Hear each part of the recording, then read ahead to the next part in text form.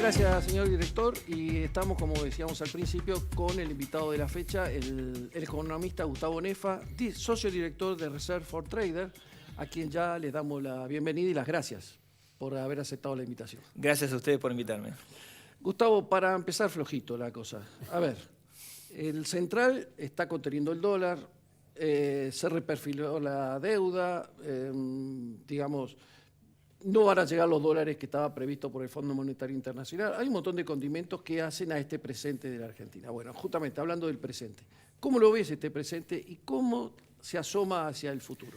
Es un contexto delicado porque hay una restricción a la compra de dólares, que es el deseo hoy de protegerse frente a una elección y frente a la incertidumbre que nos depara para el año que viene, sobre todo en materia de la deuda, pero donde hay un drenaje de las reservas que también vuelve más preocupante también la solvencia del Banco Central y esa deuda que tiene, que es ese paquete del ELIX que lo tienen los bancos y que no sabemos bien cómo se va a resolver. Lo único que hace es aumentar. Bueno, eso pone presión también sobre los precios, pero eso es absorción de inflación futura, con lo cual lo más probable es que tengamos, si hay una solución, sin dinero externo, que absorber también esa inflación dentro de la economía, al revés, es decir, en lugar de absorberla, de relajarla.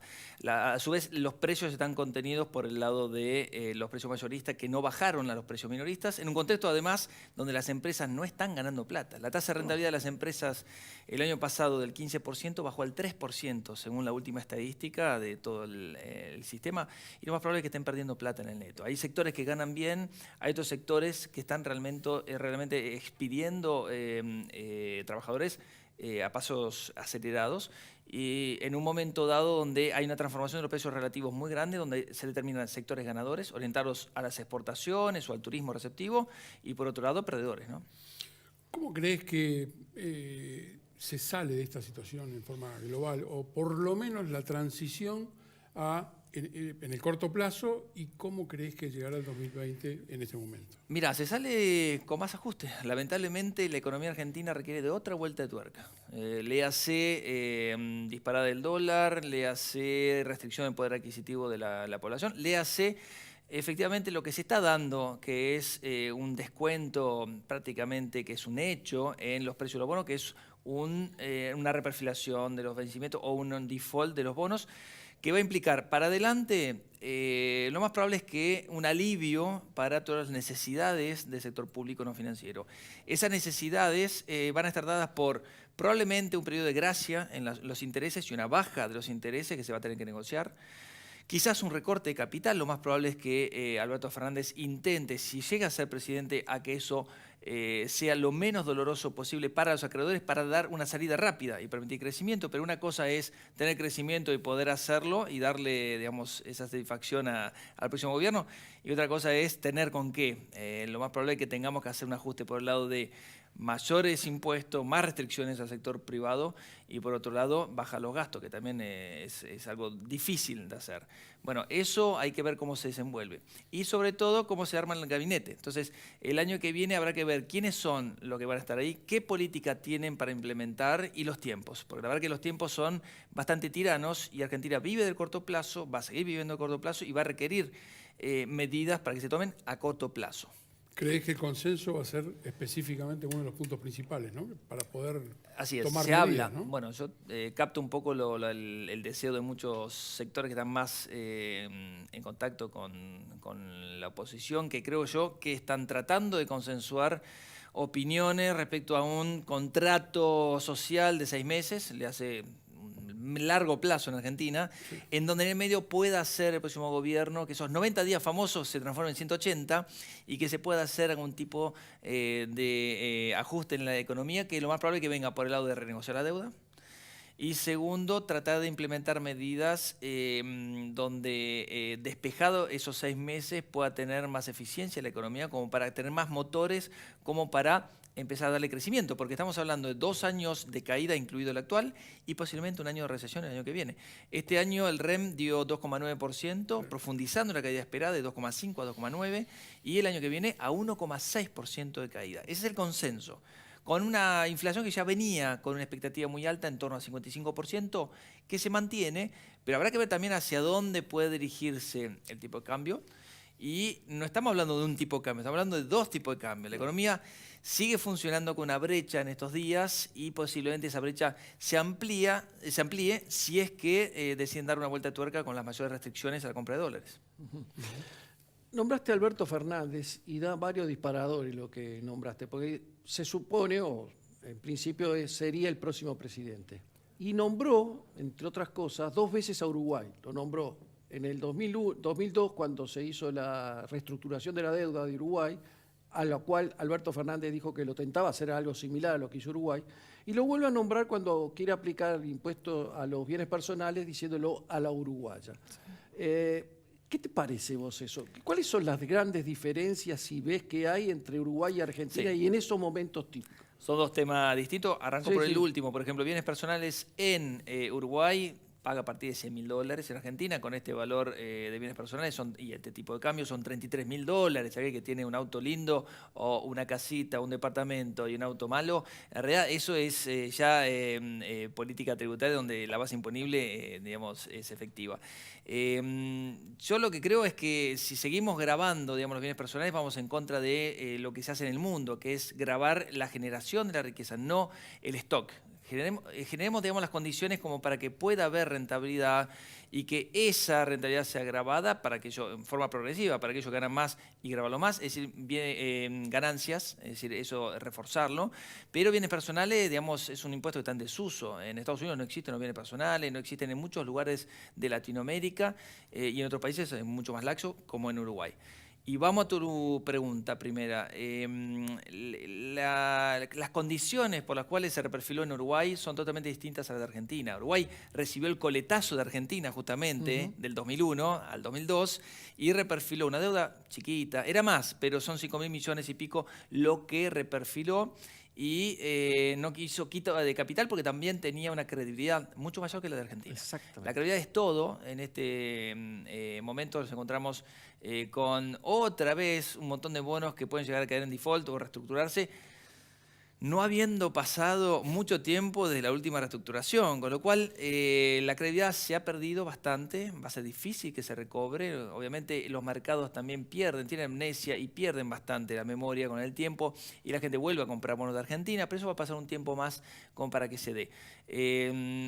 La reperfilación a la uruguaya requiere también de un superávit fiscal enorme. Enorme significa, hoy que estamos en cero, superávit digamos, fiscal primario, que pase a 4 puntos, 3, 4 puntos del PBI. Eso es lo que tuvo Uruguay. Uruguay tuvo 4 años seguidos de 3.2, 3.6, 3.9, 3.6 de superávit fiscal en relación al PBI, que hizo que sea exitoso. Y pudo crecer en los siguientes años. Al primer año pudo crecer cuando ya estamos hablando de que el año que viene vamos a entrar en recesión. Bueno, estaba contestando con respecto al reperfilamiento de la deuda comparada a Argentina con Uruguay.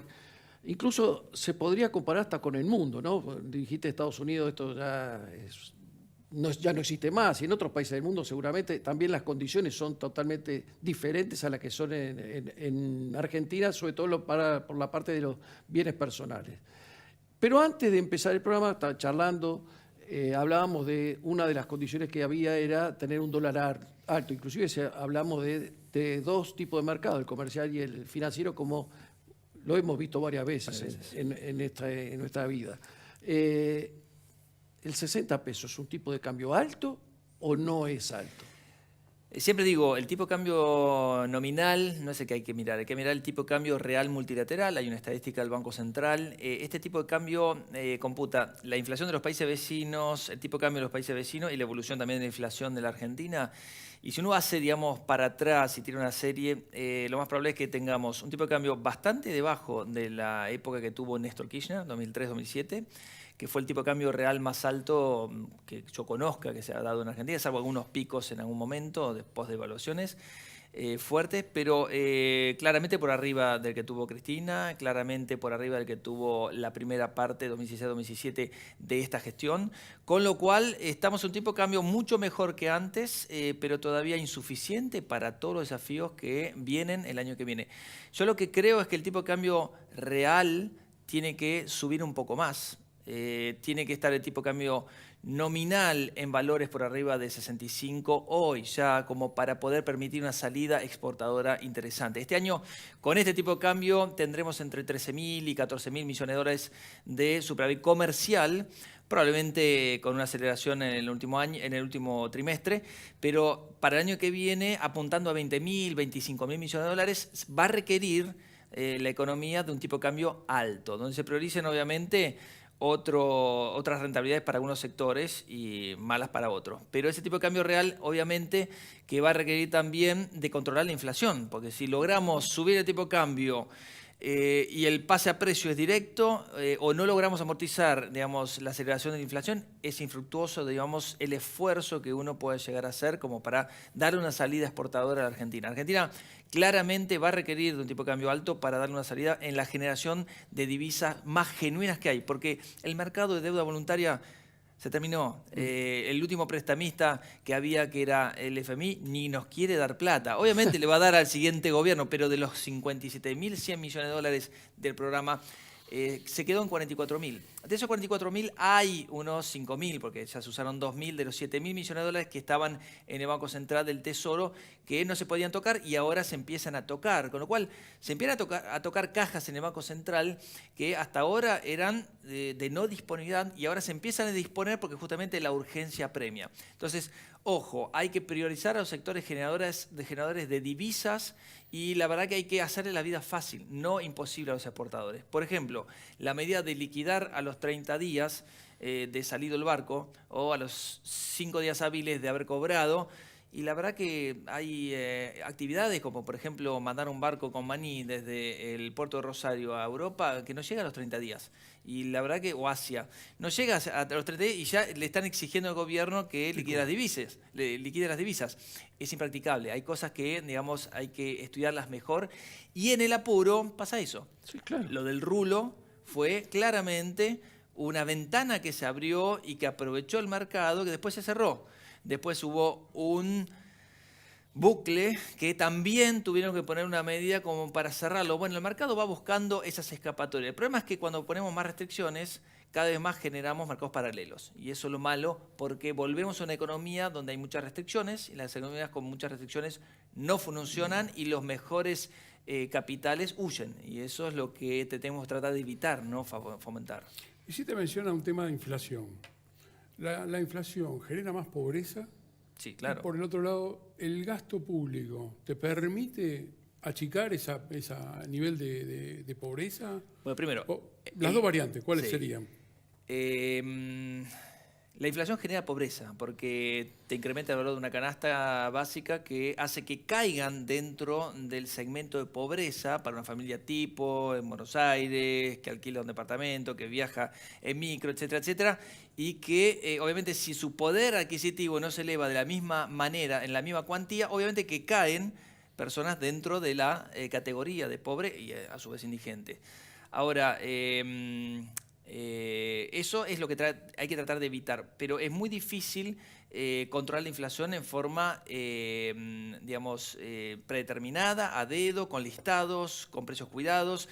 Eso ya está visto que con precios regulados, congelados, no funciona y en Argentina va a ser difícil que funcione. Pueden funcionar un tiempo, por eso vos me mencionabas ante la pausa los 6 meses de posible pacto social que pueda haber en Argentina y probablemente sea una situación muy transitoria que tenga que ajustarse después. Como los precios de la nafta, en algún momento después se va a tener que liberar. ¿Sí? Y la segunda parte de la pregunta era si el gasto público era generador también de recupero de esa pobreza. Hay mucha, obviamente...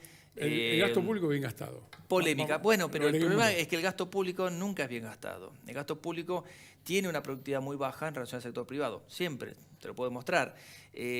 Con la expansión, digamos, que hubo de 2003 a 2007 del sector público, empezó a generar una inflación tremenda, estructural, que de 2007 a 2015 siguió conviviendo y obviamente que se estancó la economía, por más que el sector público haya pasado del 23% de gasto, sector público nacional y provincial, a 44% sin una expansión del PBI. Entonces, ahí quedó demostrado que el gasto público no es expansivo del PBI. Nos tenemos que ir, nos están haciendo la seña. Sí, no van a sacar. No nos van a sacar sin antes hacer los regalos al invitado. tenemos para Gustavo, obviamente, vino Muy de bien. Barberis, bodega de viñedos de familia, y la gente de Cabrales, Martín Cabrales, tiene para vos también una atención que estamos acercándote.